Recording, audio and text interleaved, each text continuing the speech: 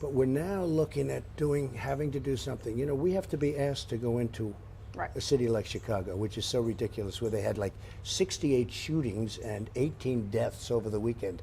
It's not even comprehensible. Worse than Afghanistan, worse than any war zone. And so we're supposed to be asked, she is supposed to call the mayor, Lightfoot, Lori, she's supposed to call and she's supposed to say, we need your help. We call her, would you like to have us go in? And they don't want us. And I say, what's going on? We are going to have to do something very comprehensive because we don't want to sit back and watch this. So what is that going to be? Easy. What does that mean? Well, that means sending people in.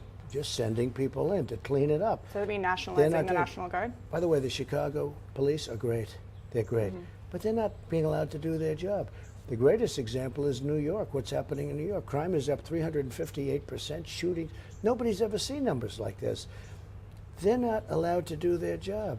And if they do their job, if they do it well and it gets a little bit rough, they're afraid that they're going to go to jail for the rest of their life. So we are very tough on it. We are dealing behind the scenes. We're saying you better get going.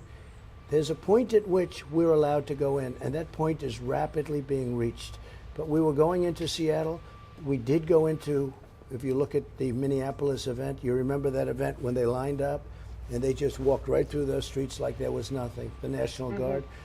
But there's a point at which we will have to do it because we just have to do it for the good of the country. And a lot of people say, don't do it, that's a local problem, that's good for you politically.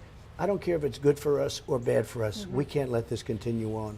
And I say to the police, you are loved, you are respected. This is a small group of crazy people. Just stay where you are. It's going to be turned around. It's going to be a turn.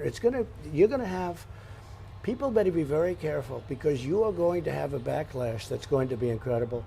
People better be very careful what they wish for because the American people are not going to take it very much longer.